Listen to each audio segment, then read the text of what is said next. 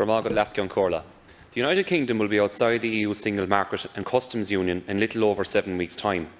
And while the outcome of the negotiations between the parties is ongoing, it is critical to recognise that all businesses, regardless of their size, will be impacted by the outcomes of the negotiations. It is therefore vital to be prepared to face the challenging and complex environment that we now find ourselves in. Before moving on to the contents of the bill, I would just like to take the opportunity to congratulate President-elect Biden and Kamala Harris on their election victory in recent days. President-elect Biden has always been a good friend to Ireland, and it is welcome that he has reaffirmed his full support to the Good Friday Agreement and discussed the importance, I think, of the ongoing Brexit outcome that respects the agreement and ensures that no return to a hard border in Ireland it becomes an eventuality. I also want to take the chance to say my sincere congratulations to his sister Valerie, whose strong connections to my own parish of Killa.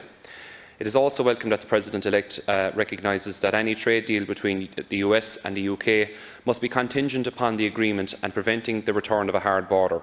as he tweeted in September and is believed to have re-emphasised to the Prime Minister Johnson yesterday.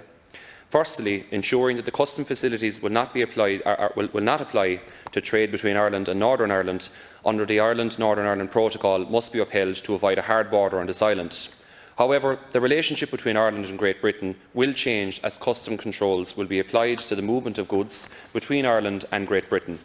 These changes to the terms of custom administration are particularly significant for Ireland, given the large volume of goods going to and from the UK through our Irish ports. Part 11 of this bill looks to accommodate the anticipated substantial increase in custom controls that are required at our ports and at traders' premises arising from the end of the transition period. We must ensure that ample resources and technical expertise are provided to the Revenue Commissioners to oversee this task, and we do not want to find ourselves in a situation where we have inadvertently created an unlevel playing field between Ireland and the UK through a lack of resources.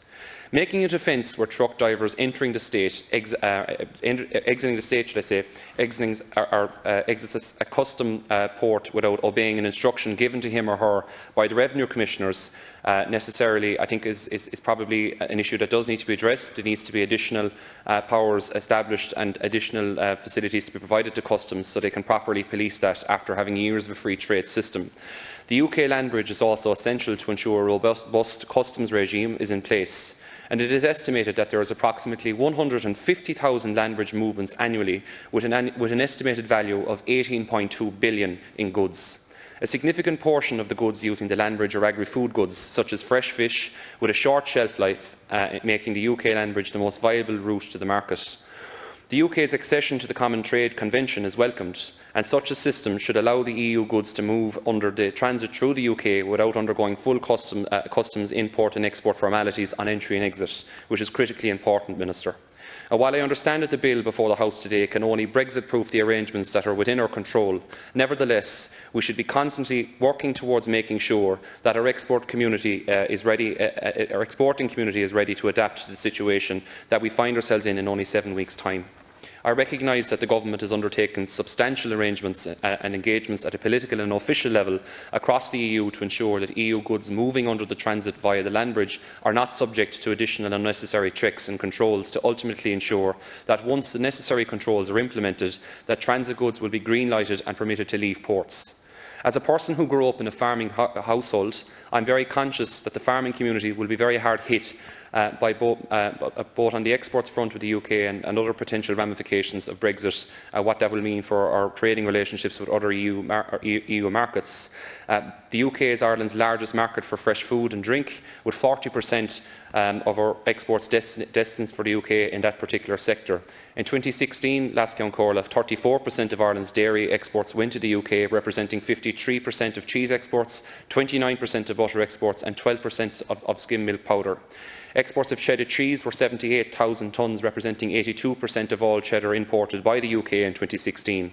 Ireland is the only significant exporter of cheddar to the UK market, and the UK market is the only market of significance for Irish Cheddar, which is absolutely critically important to the constituents of Cork East, which I am representing. There are thousands of people, particularly across the northern side of our constituency, that are working in companies like Dairygold and Intogask and many other agri-related activities, which livelihoods potentially could be very badly damaged by any prospect of a crash-out Brexit. We have to do absolutely everything that we can. I know you are aware of that, Minister, but I think Deputy Lowry referred earlier on to the fact that there was a lack of knowledge or awareness or worry amongst the Irish population around Brexit, which I to a certain degree, I would agree with him on it. But I think in the next number of weeks people will become more aware of what potentially lies in front of us, and it could be devastating. I'm incredibly worried about what it will mean for Irish agriculture and the livelihoods of those thousands of people who are working in agri-food in Cork East. And I know, Minister, you are very familiar with my part of the country and of Cork County as well, and I know you know that it is a priority for myself as a local representative in that area. I understand that we are doing all that we can and our utmost to ensure that this transition will be as smooth as possible, and that without planning there will be little to no execution. However, I want to re-emphasise the point that we must have a tangible system of operations on the ground which are ready to be operationalised to give us the best opportunity of navigating through this in the next number of months and in the years ahead. Gormahagat.